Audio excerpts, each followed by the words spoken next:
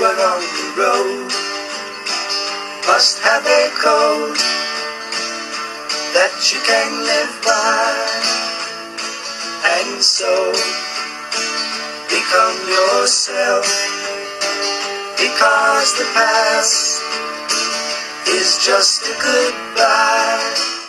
The Rigolet that I first moved to in 1980 was a very different place from the Rigolet of today. To me, it seems like it was a much smaller and more isolated community back then.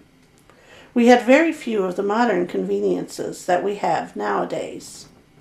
The lifestyle back in the 1980s was very different as well.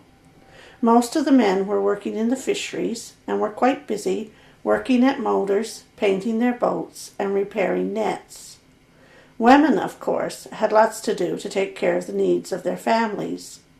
There was no running water in the homes back then, so they had to wait for water to warm up before washing clothes or doing dishes. There was no fast food that could just be popped into the microwave, so cooking meals and mixing bread took a lot more time as well. The lifestyle of the children was also very different from the one that our children have today. For one thing, there were no computers, not even TVs in the home when I first moved to Rigolet. The children had to entertain themselves. Once school was over and they had finished any chores they might have to do to help their parents, they usually just went to visit a neighbor or went outside to play. Sometimes I would see them tossing a ball to each other or playing tally-over, throwing a ball over one of the older houses in town. Sometimes they would dig in the ground or play with their toys in the sand. Often they would just run around on the rocks. In winter, of course, there were lots of snowballs and snowmen being made. The children seemed to make their own fun. I wasn't here very long before I noticed that there wasn't a whole lot of organized events or groups for the children to join. Several mothers told me that they wished there was something their children could do. The first thought that came to my mind was the Boy Scouts and Girl Guides, probably because I had a background in the scouting movement myself and had served as a guide leader for several years.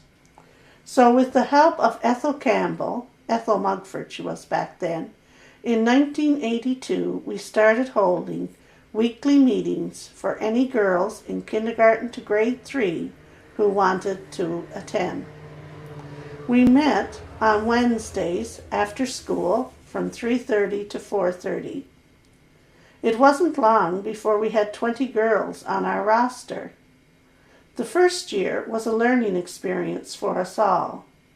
We had lots of fun though, singing songs, acting in skits, playing games, and dancing around a toadstool.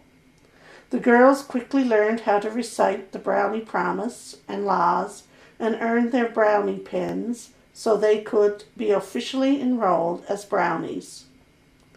After that, they began the task of learning new things to earn badges to sew on their uniforms. The first Rigolet Brownie Pack had begun. As that group of girls got older, most of them didn't want to stop coming to Brownies, so we asked some other women to volunteer as leaders and started guides in Rigolet as well.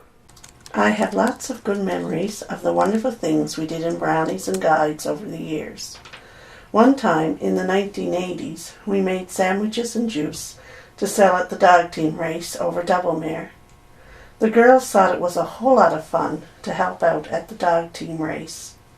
Sleepovers were also an important part of our program. The first few years, the girls would come and stay at my house. But in later years, we slept in one of the classrooms over to the school. For some of the girls, it was their first time sleeping away from home, so they couldn't get to sleep until quite late in the night. 1985 was the 75th anniversary of when guides first began in Canada. Our group marked that special anniversary by having a party to celebrate. We invited all the older women who had ever been in Brownies or Guides to attend. They came to our party and had cake with us. Another thing we did as part of the 75th celebration was to get each brownie to make a picture on a square of cloth with embroidery paint. Then Jane Shylock sewed all the squares together to make a quilt, which we presented to Reverend Howard Hines, who was our Anglican minister at that time. But I think the most memorable guiding activity for me happened in 1992, when I took 7 or 8 of our guides to camp at Gosling Lake near Goose Bay. The Christian youth camp at that time didn't have bunkhouses, so we had to pitch tents for everyone to sleep in, carry water to do our chores. The girls had to cook meals and eat outside, even if it rained. Our girls never complained and happily took part in all the activities. They especially seemed to enjoy making crafts and joining in the sing-alongs at our campfires each night. The other leaders told me that my guides were the best group at camp that year. I was very proud of the first Rigolet Girl Guide Company. Teach your children well. Their father's hell did slowly go by, and feed them on your dreams. The one they picked, the one you know by. Don't you ever ask them why. If they told you, you would cry.